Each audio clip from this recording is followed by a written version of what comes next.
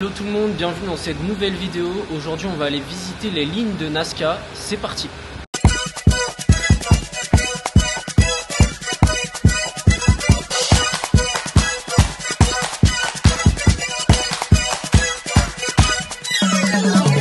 Les lignes de Nazca sont un ensemble de géoglyphes situés dans le désert de Nazca, au sud du Pérou.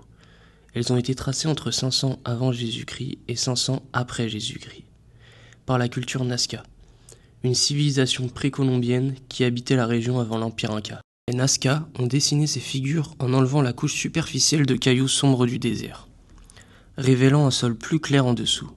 Grâce au climat aride de la région, ces tracés se sont remarquablement bien conservés pendant plus de 2000 ans.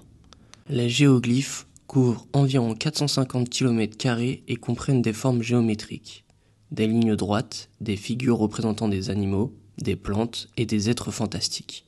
Parmi les plus célèbres, on y trouve le colibri, le singe, l'araignée, le condor, le chien, l'arbre et les mains. Donc là, je viens d'arriver devant une des lignes de Nazca. Ça forme un chat, alors je sais pas si vous le voyez bien. Là il y a la tête, et là il y a le corps. Je sais pas si on le verra très bien à la caméra, mais très stylé. Et du coup je suis avec un guide espagnol et il me racontait plein de trucs que je vais vous raconter après, super intéressant. Les scientifiques ne savent pas avec certitude pourquoi ces lignes ont été tracées, mais plusieurs théories existent. Un calendrier astronomique. Certaines figures et lignes pourraient être alignées avec des événements célestes comme les solstices. Un usage religieux ou rituel. Les Nazca vénéraient probablement des divinités liées à l'eau, essentielles à leur survie dans cette région désertique. Un réseau de chemins sacrés. Les lignes auraient pu servir de sentiers processionnels pour des cérémonies. Une carte géographique de l'eau. Certaines lignes pourraient indiquer la localisation de sources d'eau souterraines. Donc là, c'est des formes géométriques qu'on peut voir ici. Franchement, mais du coup, il me racontait aussi, mon guide, que il y a une histoire, une légende autour de ces lignes. Il disait que il y avait une histoire d'extraterrestres, que en gros, en fait, ils ont découvert que dans les terres, il y avait 5 types de minerais. Et en fait, ça faisait de cette terre une terre qui avait énormément d'énergie.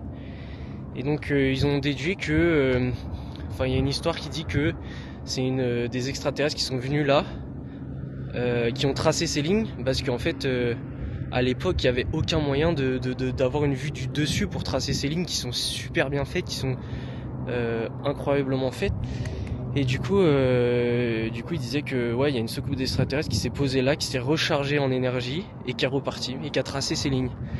Et du coup, c'est la légende. Et lui, il croit à cette histoire parce que comme je disais, pour lui, c'est impossible de tracer ces lignes. Enfin, avant, ils avaient vraiment pas du tout de technologie, donc pour lui, c'est impossible d'avoir pu tracer ces lignes.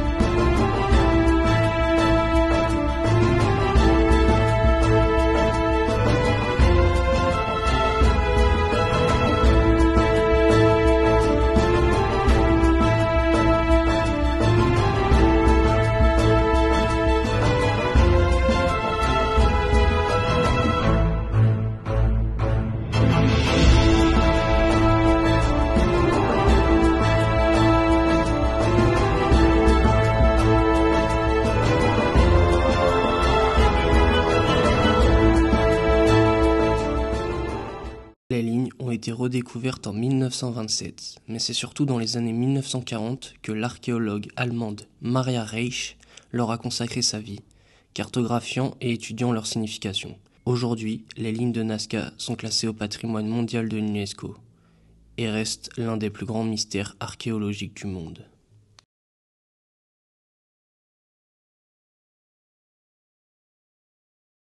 Mon guide, il m'a raconté que lui, quand il était tout petit, il avait connu Maria Reisch, l'archéologue allemande. En gros, lui, il l'a connue quand il était tout petit, il la voyait. Quand il allait prendre la route avec son père, il traversait le désert, il la voyait.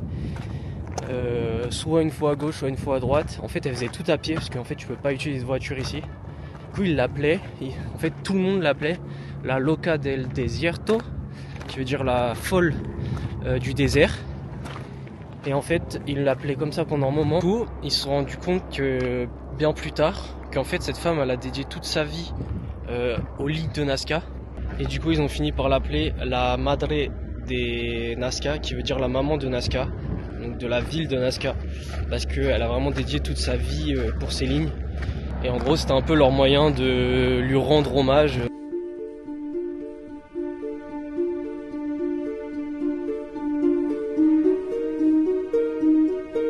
On est parti, on monte le Mirador pour aller voir du coup 3 figures. Donc ici vous en avez une. Ici il y a l'arbre.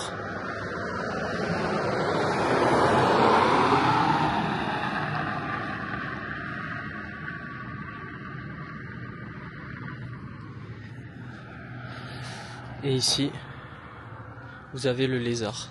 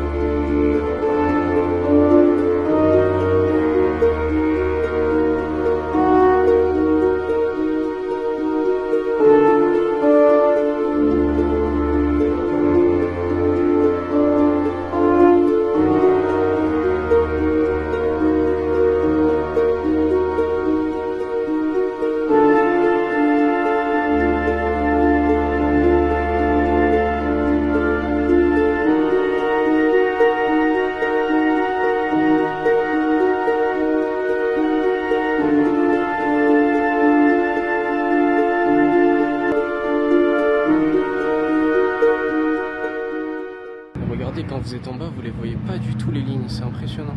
Donc tu comprends pourquoi ils se posent des questions sur comment ça a été fait pour que les lignes soient aussi bien faites et tout. Tu vois rien du tout, alors que je suis juste à côté. Ensuite, on s'est rendu au musée de Maria Reich. C'est actuellement un musée, mais avant c'est là-bas qu'elle vivait, qu'elle étudiait les lignes de Nazca. Et donc on a pu visiter son ancienne maison, voir son ancien véhicule. Il y a même une partie de ses cendres qui sont enterrées au musée.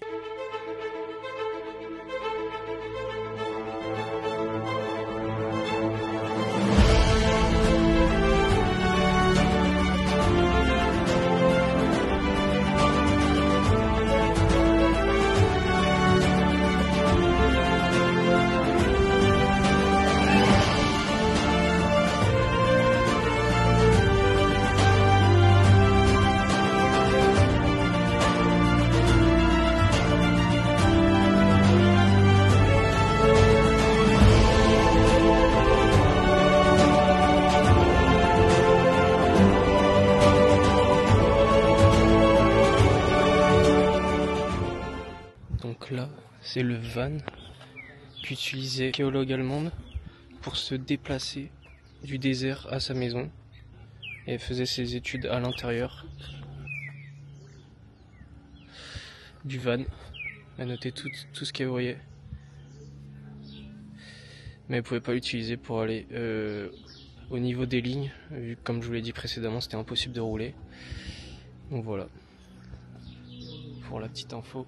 Donc ça, c'était la maison de l'archéologue. Incroyable.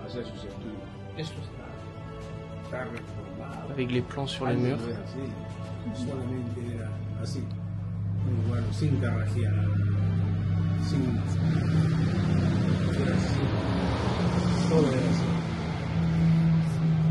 ya después ya comenzaron a darle.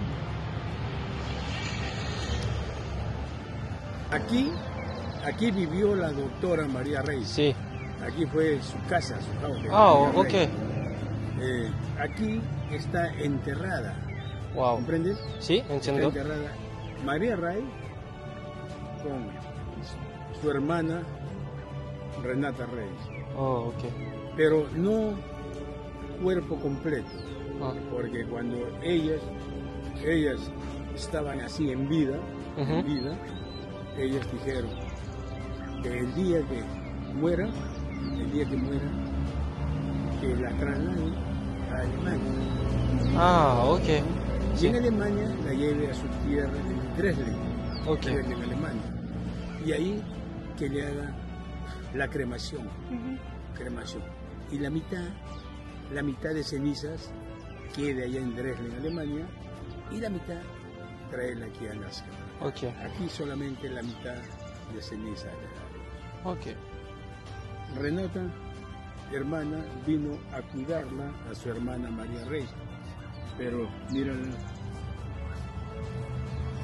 el tiempo, ella murió primero, Renata murió primero.